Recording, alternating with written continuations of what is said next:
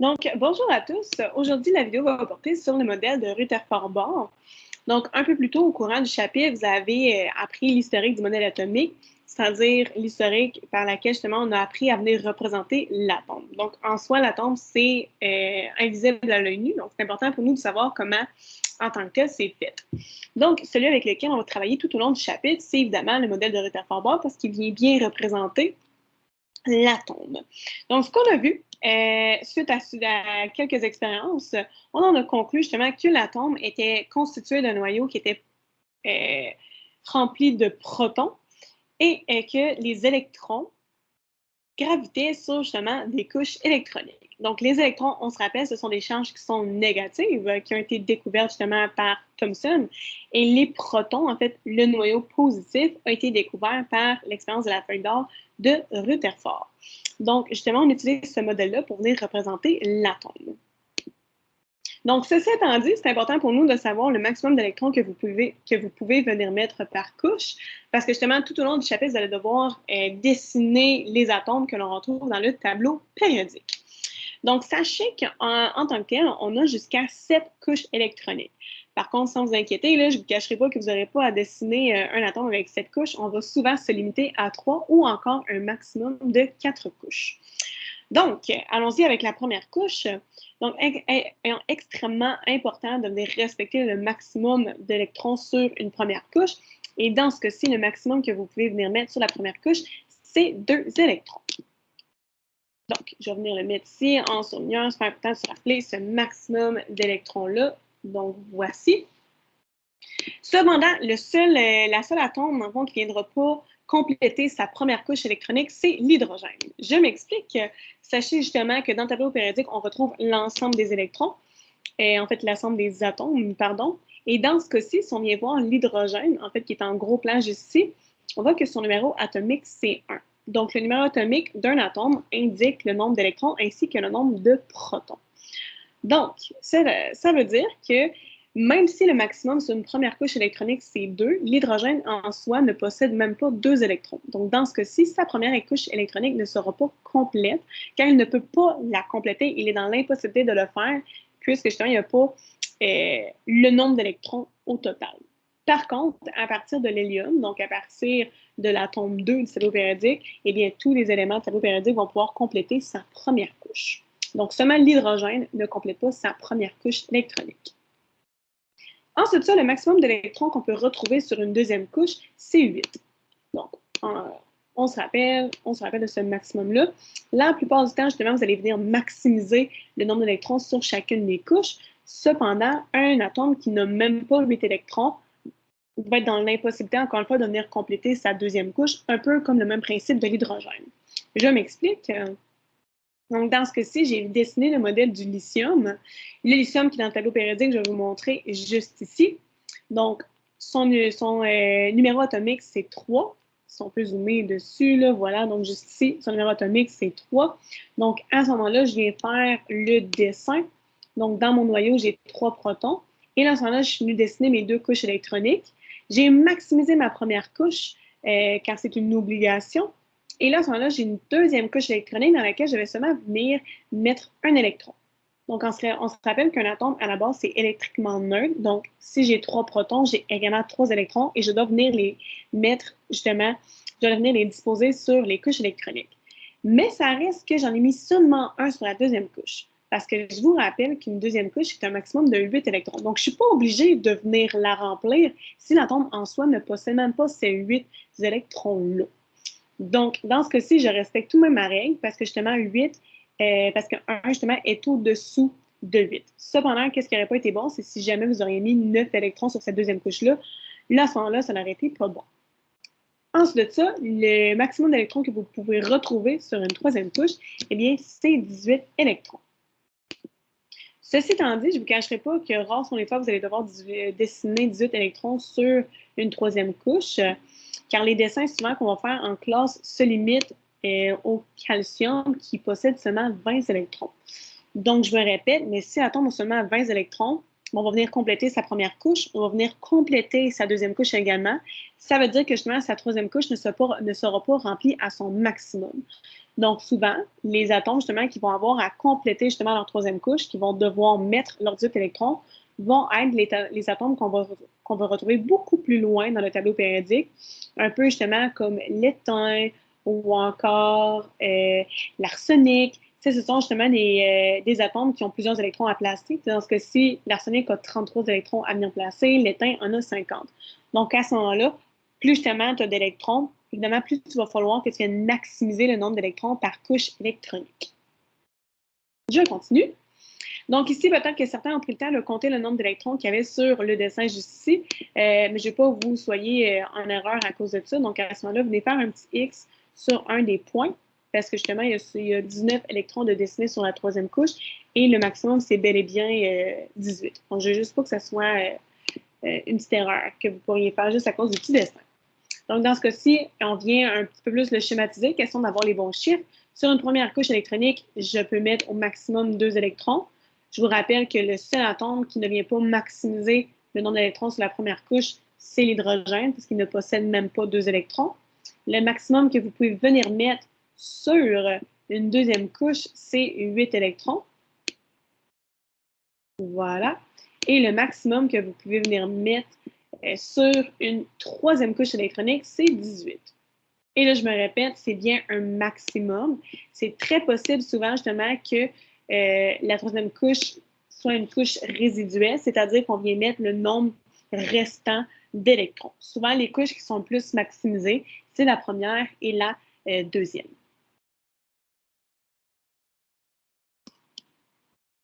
Donc, je continue. Donc, comme je vous ai mentionné un petit peu plus tôt, l'atome est électriquement neutre. Donc, quand on parle d'électriquement neutre, ce n'est pas parce que justement elle n'a aucune charge, mais c'est bien parce que justement elle a autant de charges positives que de charges négatives. Donc, c'est important. Vous avez autant de protons que vous aurez d'électrons. On se rappelle que les protons, c'est nos charges positives et que nos électrons sont nos charges négatives. Donc, dans ce cas-ci, on nous fait un exemple pour venir concrétiser la chose. Donc, si un atome contient 8 protons, donc si on vient l'inscrire 8P+, donc très important, vous allez beaucoup le mettre en pratique, là, mais il faut vraiment venir préciser quel type de particules vous avez inséré ainsi que sa charge. Donc, le 8P+, 8 pour justement la quantité de protons, le P pour proton et le positif pour signifier que les protons ont une charge positive. Donc, si un atome, justement, contient 8 protons dans son noyau, eh bien, évidemment, on se rappelle que l'atome est électriquement neutre, donc, elle va avoir 8 électrons également. Donc, dans ce cas-ci, encore une fois, je vous dis, quand vous allez devoir venir les placer, on vient indiquer justement le nombre d'électrons. On indique le type de particule, donc le E pour électron, et le négatif pour spécifier que la charge est négative. Donc, je ne sais pas si vous l'aviez remarqué, mais c'est exactement ce que j'avais fait ici. Donc, si j'avais spécifié le 2 pour la quantité d'électrons, le E pour inscrire que c'est des électrons, évidemment, le négatif pour préciser que c'est une charge qui est négative, et ça va comme ça, justement, pour mes 3 couches électroniques.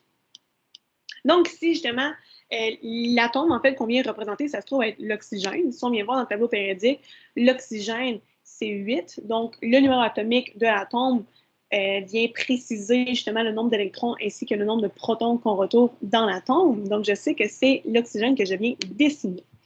Donc, à ce moment-là, on précise que les protons se retrouvent dans le noyau.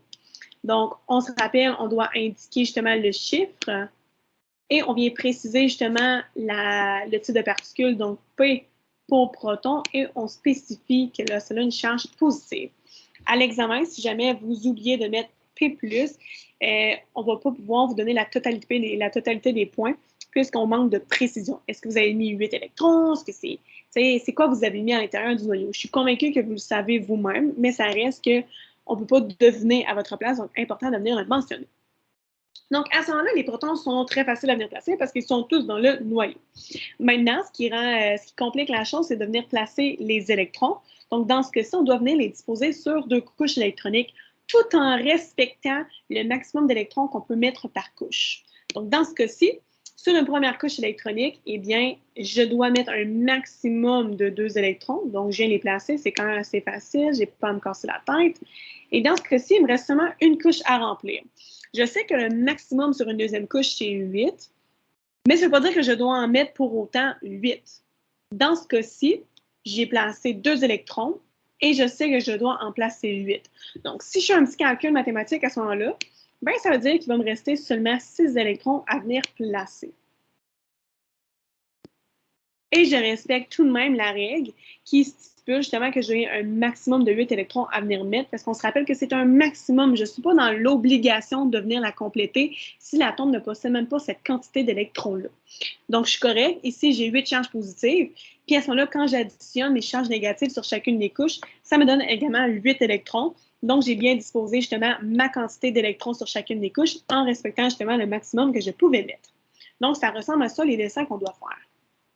Dans ce cas-ci, vous avez un beau tableau qui vient préciser justement le type de particules que vous mettez dans le modèle de Rutherford-Bohr.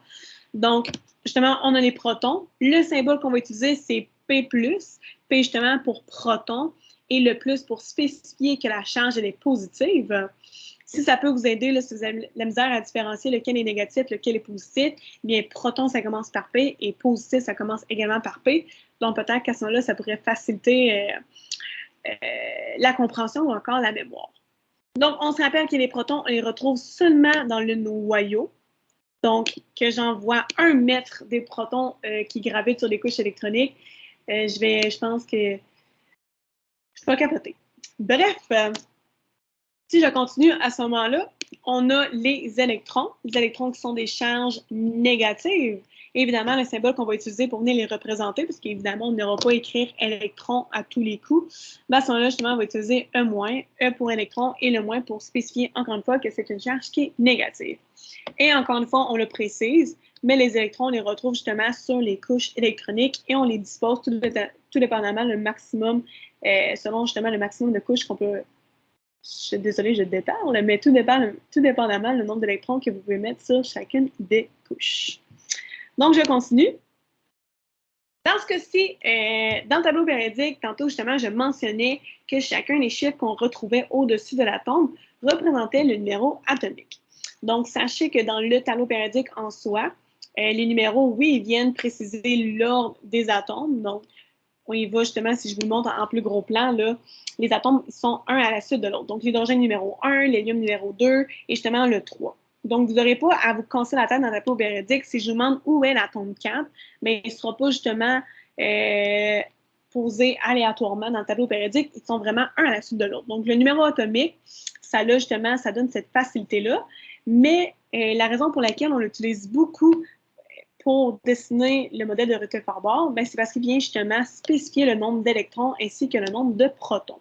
Donc, dans ce cas-ci, on fait l'exemple avec l'oxygène et le néon. Donc, je vais venir prendre mon surligneur. Donc, le numéro atomique de l'oxygène, c'est 8.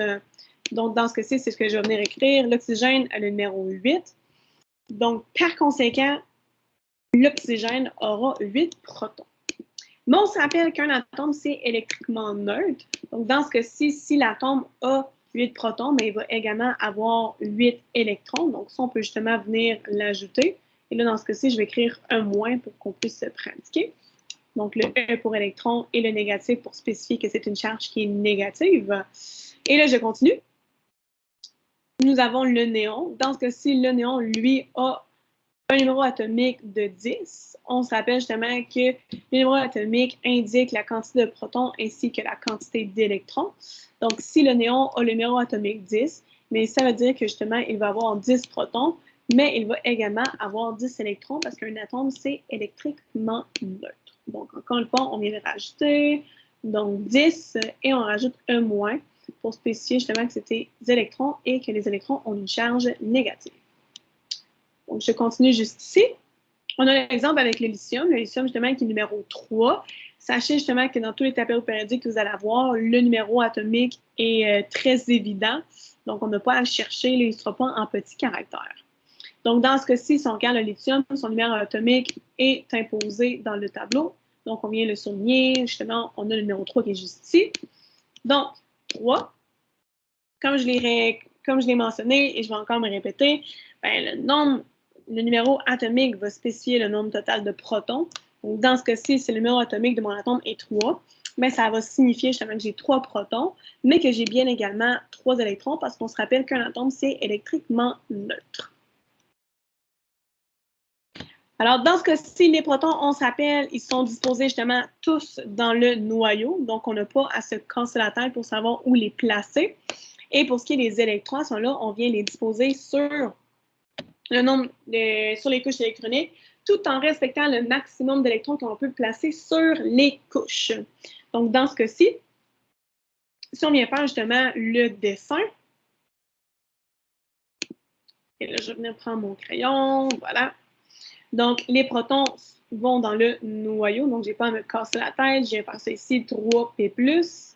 Encore une fois, on doit mentionner c'est quel type de charge qu'on retrouve dans le noyau, c'est les protons. Donc, P pour proton et le plus pour spécifier que la charge est positive. Et là, à ce moment-là, j'ai un total de 2 couches électroniques. Donc, je dois venir disposer mes électrons sur ces 2 couches-là. Par contre, je dois respecter le maximum d'électrons par couche. On sait que sur une première couche électronique, je peux mettre un maximum de 2 électrons. Donc, je viens justement dessiner mes 2 électrons.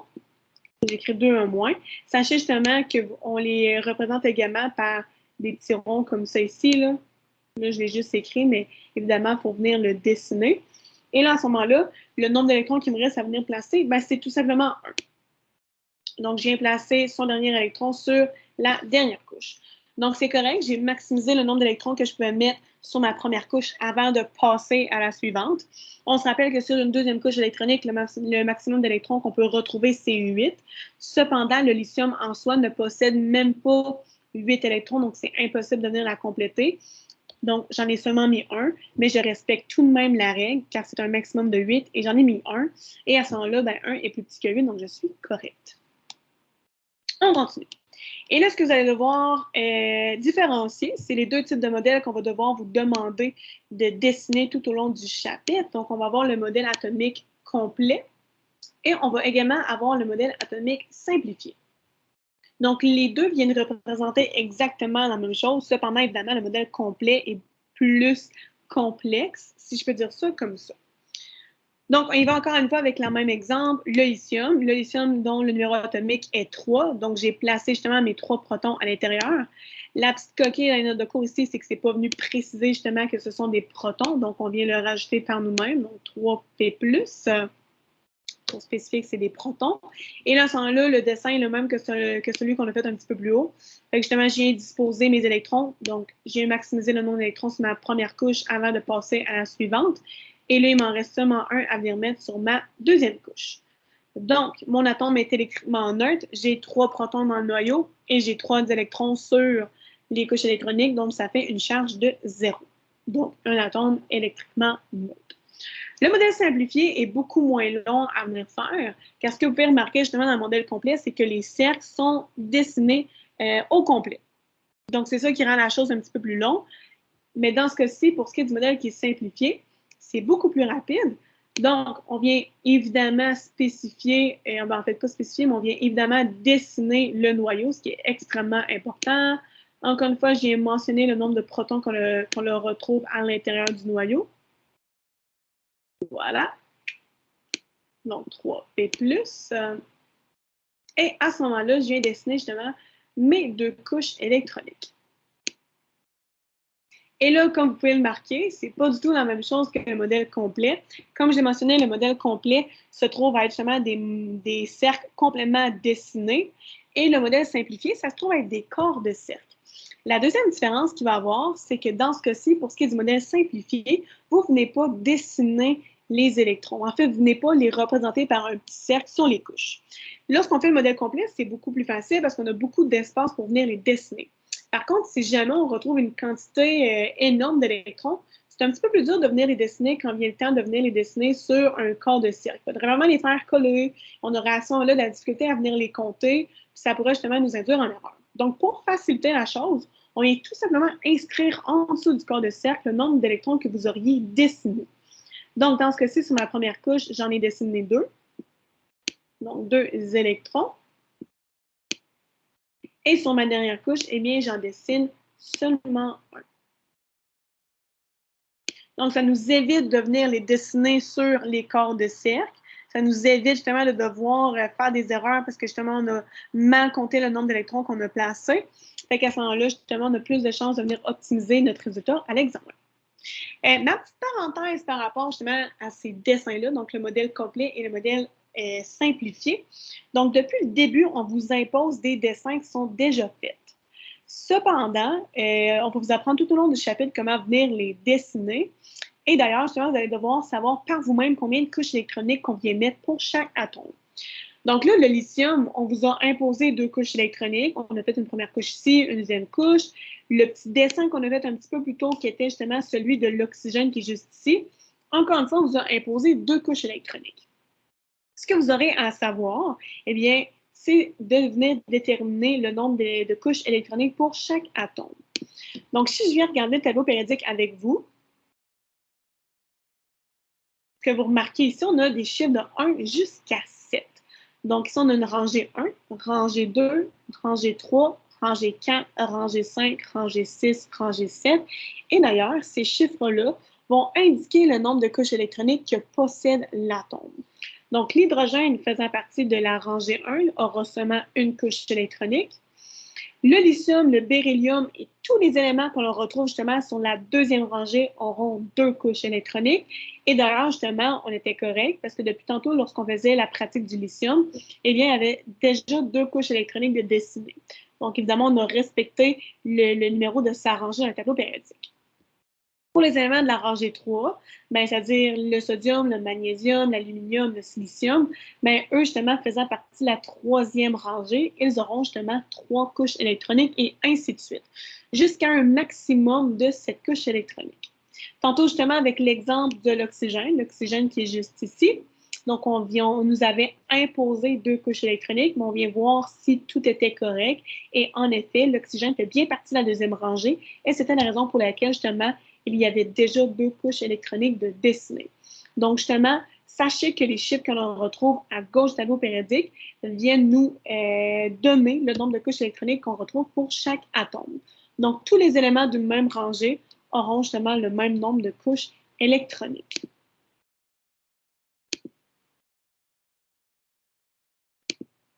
Donc, je viens continuer ici. Ça, je vais faire. Voilà, je continue. OK. Donc, finalement, ben, je pense que j'avais terminé ma théorie. Voilà. Fait que finalement, j'avais terminé. Donc, sur ce,